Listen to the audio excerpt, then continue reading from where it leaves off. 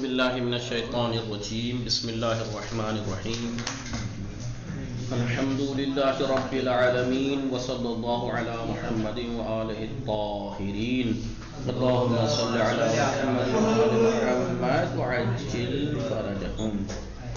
خوب نگاہ کنید، بات ہماری چل رہی تھی امام جعفر صادق علیہ السلام کی زندگانی کے بارے میں، اور بات یہاں تک پہنچی تھی کہ آپ کے جو تحریک تھی اور آپ کا جو اصلاحی پروگرام تھا وہ کیسا تھا، کیا تھا، آپ کے کیا رویے اور کیا اقدامات تھے. یہی تھا سکینہ؟ جی آقا. مریم خان ابیر حسن. بات یہ پہنچی تھی کہ امام جعفر صادق علیہ السلام ضروری حالات میں اسی تنقیدی مضمون کو، جو تنقیدی ان کا مضمون تھا، کس طریقے سے تنقید کرتے تھے حکومت پر، جو ان کے فقہ اور تفسیر کے درس میں تھا، وہ کیا کرتے تھے، لوگوں کے درمیان رکھتے ہیں. ایک حدیث میں آپ سے منقول ہے، یہ بات نقل کی گئی ہے کہ ہم ہی وہ ہیں جن کی فرما برداری کو اللہ نے واجب قرار دیا، اطیعوا اللہ واطیعوا الرسول کہہ کے، وہ اولی الامر منکم، جن کی اطاعت کا حکم دیا گیا ہے، ہم ہی ہیں وہ. جبکہ تم ان لوگوں کی پیروی کرتے ہو کہ جن کی جہالت کی بنا پر لوگ اللہ کے سامنے کوئی عذر پیش نہیں کر سکتے، اللہ کے سامنے کوئی بہانہ نہیں پیش کر سکتے. تم ایسے لوگوں کے اطاعت کرتے ہو، یعنی ان کی ظالموں کی. خلاصہ یہ کہ امام نے اپنی علمی تحریک اور خلافت کی مشینری سے جو وابستہ ان علماء اور امواج فاسد کے رائج دین شناسی سے اپنے محترمانہ روش کے ساتھ، یعنی آپ نے خلافت کی جو مشینری تھی، سسٹم تھا وہ، اور اس سے جو وابستہ علماء تھے جو خریدے ہوئے تھے، فقہا وغیرہ یہ سب خریدے ہوئے تھے، آپ نے دین شناسی سے اور اپنے اعتراضانہ روش کے ساتھ کیا کیا، جن کو بنی امیہ اور بنی عباس کی حکومت کے سیاسی حالات نے پیدا کر دیے تھے، ایسے اس کو کیا کیا آپ نے، فاسد رائج دین جو تھا اس کو آپ نے مذہبی اور قومی کشمکش کو مذکورہ بالا دو حصوں میں، جو اوپر دو ذکر کیے گئے نا، دو حصے، کیا امام جو ہے ان کو اوپر اعتراض کرتے تھے اور یہ کرتے تھے، اور بھی شدید کر دیا آپ نے، اور مبارزے کے لیے، مقابلے کے لیے اٹھ کھڑے ہوئے. غالی جانتے ہیں، زندیقوں جو خدا کو وہ نہیں مانتے، زندیق، مرجئے، خوارج، متصوفہ، یہ سب مذہب فرقے ہیں. فرقے اس زمانے میں فرقے بہت بن گئے تھے، غالی، زندیق، مرجئہ، خوارج، متصوفہ یعنی صوفی، یہ سب، اور مختلف گروہوں اور دستوں کے، اور جو اور گروہ تھے ان کے انحرافی راستوں کو آپ نے کیا کیا، اپنے مباحثے اور مناظرے کے ذریعے امت اسلامی کے لیے تشت اسبام کر دیا، یعنی ان کے بیکار کر دیا ان کے منصوبوں کو. ان گروہوں نے انحراف پھیلانے کے لیے سازگار حالات بنا لیے تھے، نہیں تو، لیکن آپ نے ان کے سب کی پلاننگ کو ختم کر دیا. دیکھیں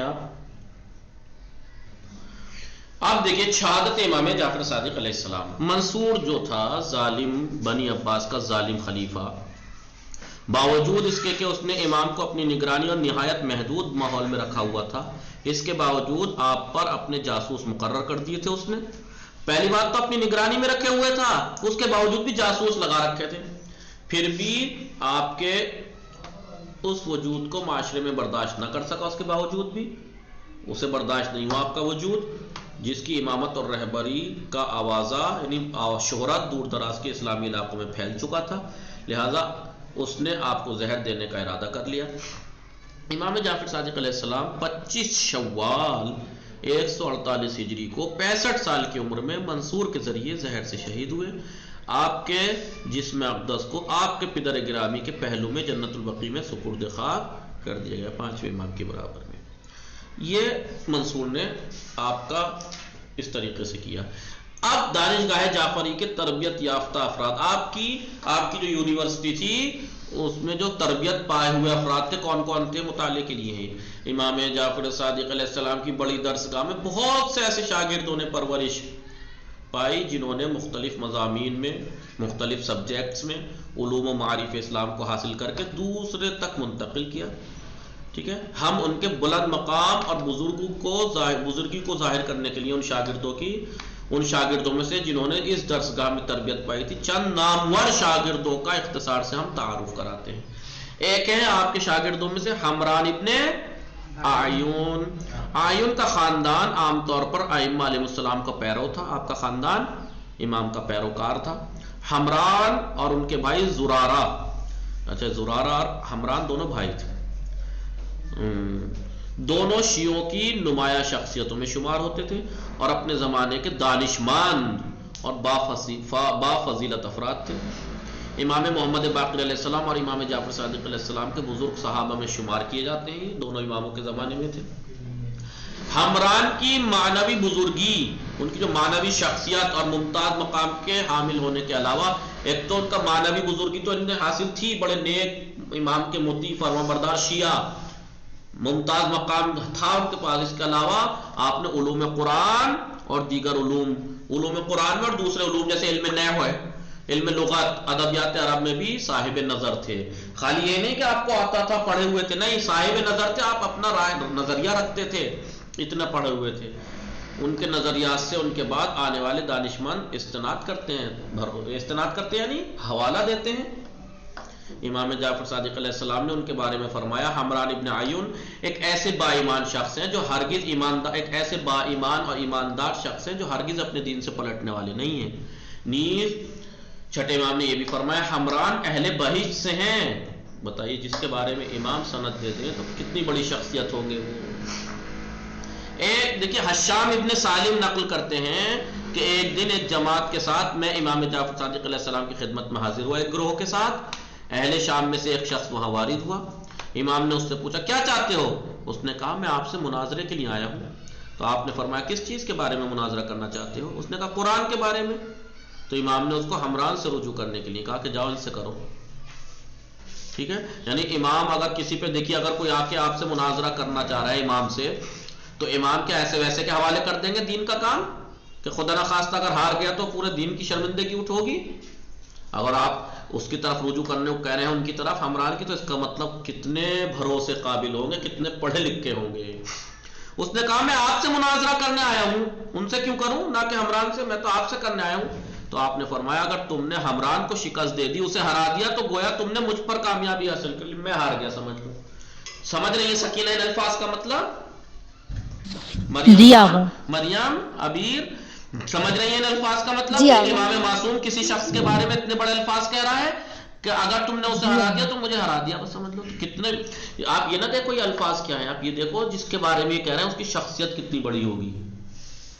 کسی کی بھی شخصیت کا اندازہ لگانا ہے تو بڑوں کے الفاظ کیا ہیں اس کے بارے میں، اس پہ غور کیا جاتا ہے. اور یہ بڑوں سے بڑا، اماموں سے بڑا کون ہو سکتا ہے؟ اگر وہ کسی کی تعریف کر رہے ہیں تو کیا عالم ہوگا ان کے فضیلت کا، علم کا.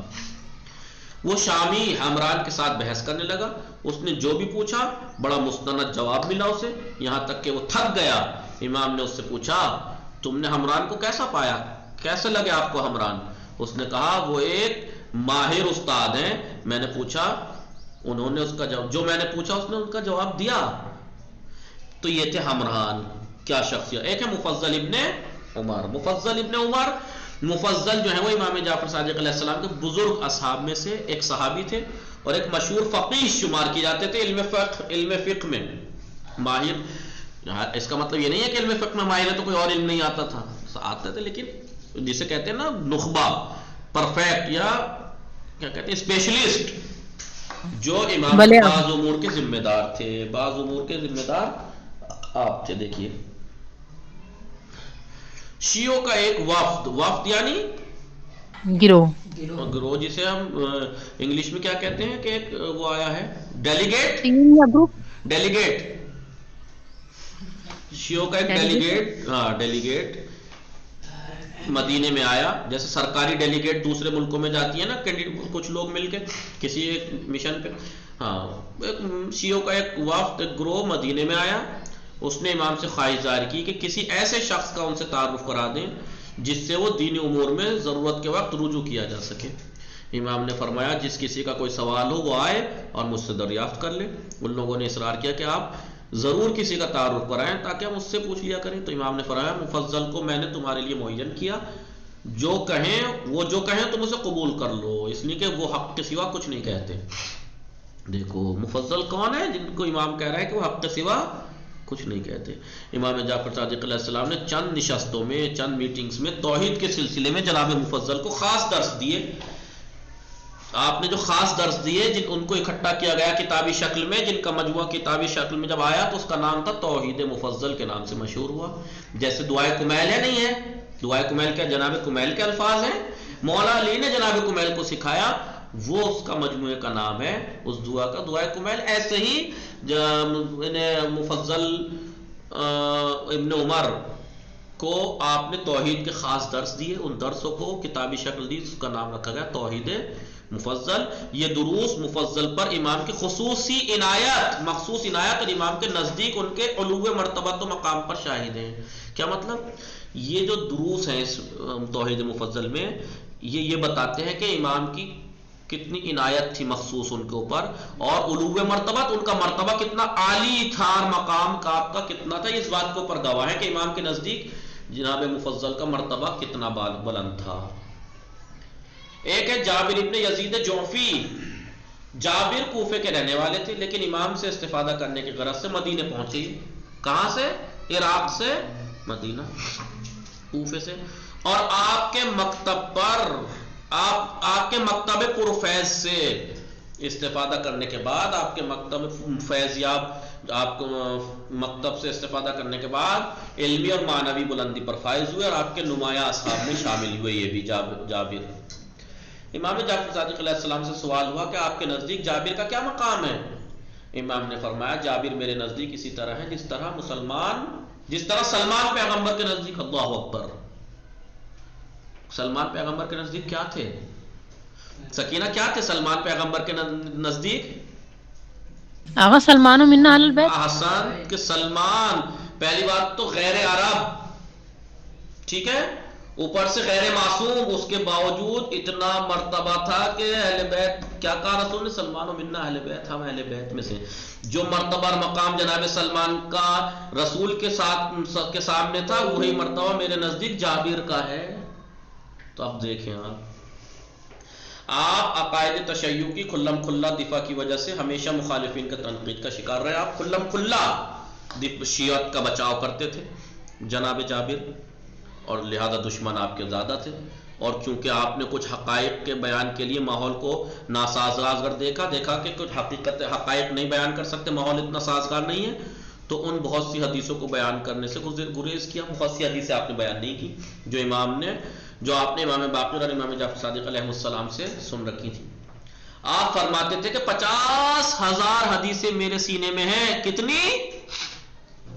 50,000 حدیثیں میرے سینے میں ہیں، جن میں سے ابھی تک میں نے ایک حدیث بھی بیان نہیں کی ہے. یعنی اتنی حدیثیں میں نے بیان کر دی، اس کے بعد بھی 50,000 اور ہیں میرے سینے میں، جو میں نے حالات سازگار نہ ہونے کی وجہ سے نہیں لکھی ہیں، نہیں بول رہا ہوں، میں نہیں بیان کر رہا ہوں. میں دیکھ تو حدیثیں کیا ہوں گی، سوچیا. سوالات: امام جعفر علیہ السلام کی کس تاریخ کو پیدا ہوئے اور آپ نے کیسے ماحول میں پرورش پائی؟ یہ سوالات آپ درس پڑھیں گے تو سمجھ میں آئیں گے.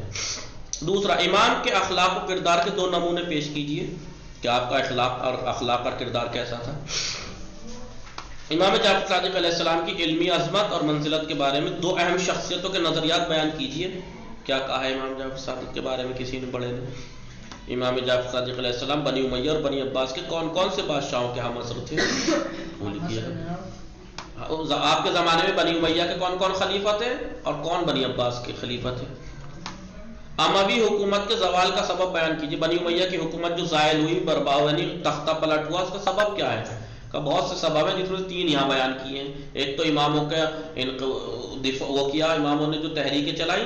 دوسرا، خود ان کا اتنا غیر عرب کو اہمیت نہ دینا، اور کیا کہتے ہیں اتنا ٹیکس لگا لینا. آمدنی کمائی کے کام نہیں کیے انہوں نے، آمدنی کے کام کچھ نہیں کیے، بس لوگوں سے ٹیکس، جی ایس ٹی، یہ وہ لوٹ مار، بس.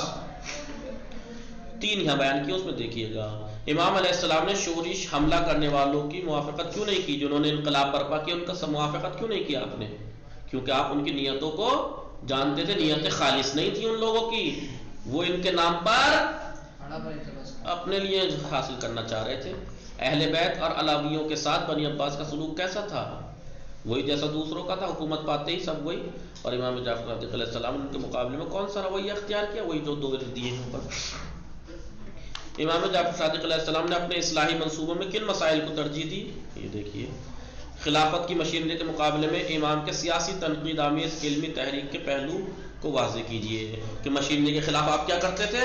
جو کمیاں تھیں لوگوں کو ظاہر کرتے تھے کہ ان خلافت میں علم بھی شرط ہے جو کہ ان میں نہیں ہے، اور ان میں خلافت کے لیے کوئی صلاحیت نہیں ہے، اور یہ جو انہوں نے علماء لے رکھے ہیں زر خرید ہیں، یہ بکے ہوئے لوگ ہیں، ان کو بے نقاب کرتے تھے آپ۔ امام جعفر صادق علیہ السلام کس تاریخ کو کس شخص کے ذریعے 25 شوال کو منصور کے ذریعے سے اور کس طرح زہر کے ذریعے شہید ہوئے؟ یہ امام جعفر صادق علیہ السلام کی زندگی نامہ تھا۔ انشاءاللہ کل کو سبق نمبر 10 امام موسیٰ بن جعفر کی سوانح عمری یعنی ساتویں امام موسیٰ کاظم علیہ السلام کی سوانح عمری شروع کریں گے کل کو، مطلب کل سے تو اخلاق ہوگا، اگلے ہفتے سے 3 دن جو ہوگی اس میں۔ وصلی اللہ علی محمد وآلہ الطاہرین، اللہم صلی علی محمد وآلہ